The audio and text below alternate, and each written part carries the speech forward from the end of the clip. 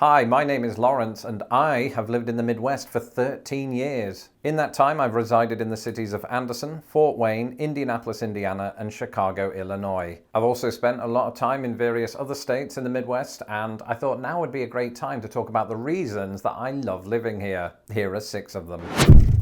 I talk about food a lot on this channel, which, says more about me than it does about you. But even though initially I had a sort of longing for those British foods that I'd left behind when I first moved to the United States, I did over time come to appreciate some of the food items that you can get in the Midwest. I mean, who doesn't like a good Chicago deep dish pizza? And actually, on that score, I've said this before, I actually prefer the Detroit style. Am I going to get in trouble? But Chicago specializes in other world famous foods like the Chicago style hot dog. Make sure not to ask for ketchup and do insist on the kryptonite looking green relish. But my experiences aren't all slanted towards Chicago. When I was in St. Louis, I had something called toasted ravioli. It's almost as if the Midwest likes to take well-known Italian food and just sort of pack on the calories, but it was really nice. And even though it's been a few years, I remember having and enjoying a pork tenderloin sandwich, which you can't live in Indiana if you haven't had one of those. And recently, one of my patrons from Ohio recommended that I try eating a Buckeye, which I thought was a person from Ohio, and I didn't fancy getting arrested. But it turns out they're just peanut butter balls dipped in chocolate, so if I'm in the mood, that sounds alright. Even though I'm a massive introvert, I usually do find the good in people after knowing them for 3 years. That's most certainly become true of people in the Midwest. And when I lived in Indiana, people always talked about Hoosier hospitality, and it's true. On the whole, people are really welcoming. I mean, it helps if you have a British accent, but they are nice. And I always wondered, well, what's the reason for this? And I think it's the weather. I think having to put up with just mountains of snow every winter makes people way more patient. That's not true. It makes people less patient. And in Chicago, it's pretty much the same. People are usually nice to me, although it did take me a while to figure that out. Just today on the way to the barber's, this big chap in a Cubs hat yelled, "What's going on, buddy?" And when I first moved here, it would have been difficult to determine if this was a threat or a greeting. And after this sort of thing happened multiple times, I realized that this is just how Chicagoans speak. I think it's affection disguised as a declaration of war. I've said this before, I think before moving to the United States, I didn't have such an appreciation for American history.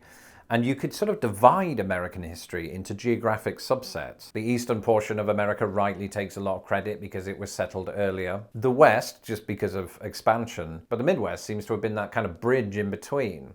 And so a lot of the sort of historical narrative comes out of that fact. You have St. Louis, the gateway to the West. And when I think about that, I think about people like Lewis and Clark, and for my British viewers, that's nothing to do with Superman. And then there's the fact that Abraham Lincoln seems to follow me everywhere. Not literally, he's dead. Even though he was born in Kentucky, I was fortunate enough years ago to visit his boyhood home in Indiana. And just this year, I finally got to visit Springfield, where, of course, he was a legislator. And I can say unreservedly that the Lincoln Museum in Springfield is one of the best museums I've ever visited, and it gave me a newfound appreciation for the 16th US president. And then I'm fascinated, perhaps because of my own story, of the people that came here to populate the places in the Midwest. A lot of people in the Midwest are of German ancestry, and I fit in really well, having absolutely no Germanic background, but also a decent contingent of Scandinavian influence. And, I think maybe that accounts for why people can handle the snow quite well.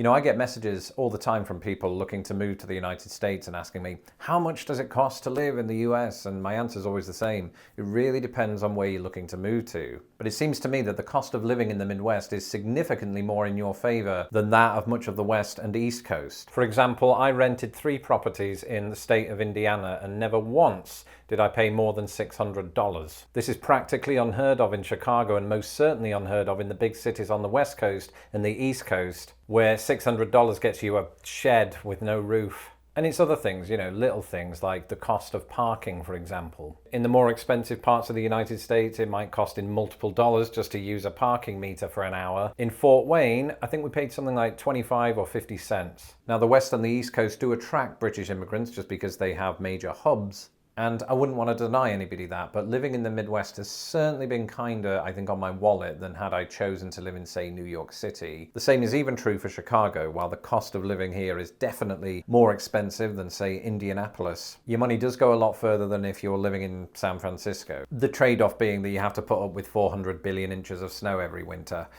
Ofta.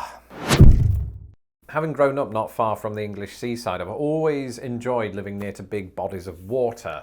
And as somebody who didn't move to America's traditional coasts, it is nice to live just 10 minutes away from Lake Michigan because it gives the appearance of a huge ocean just without all of that iceberg malarkey. And I wonder if a lot of people don't think about that when you're in Indiana, Michigan, Illinois, Wisconsin, you're never too far away from the sound of seagulls, even as they're stealing your Dippin' Dots. And of course, that's just Lake Michigan. 4 of the Great Lakes are connected to the Midwest, and the state of Michigan is being a little bit greedy. If the tectonic plates shift wildly enough, it won't think twice about devouring Ontario. I just said all of that out loud.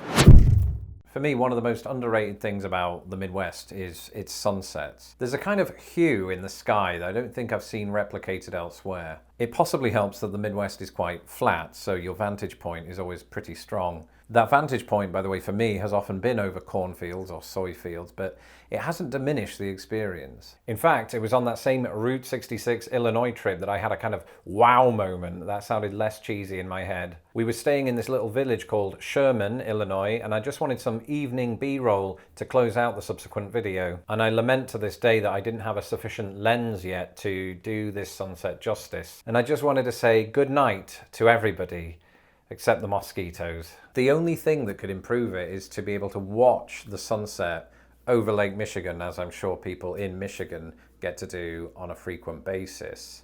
I'm not envious at all. And I know what you're thinking, Lawrence, wouldn't you get that same effect with a sunrise? I'm never up before 10:30, so no.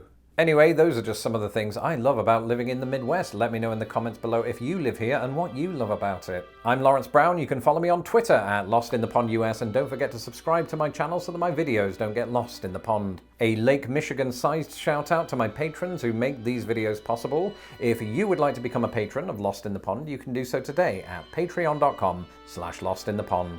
Until the next video, goodbye.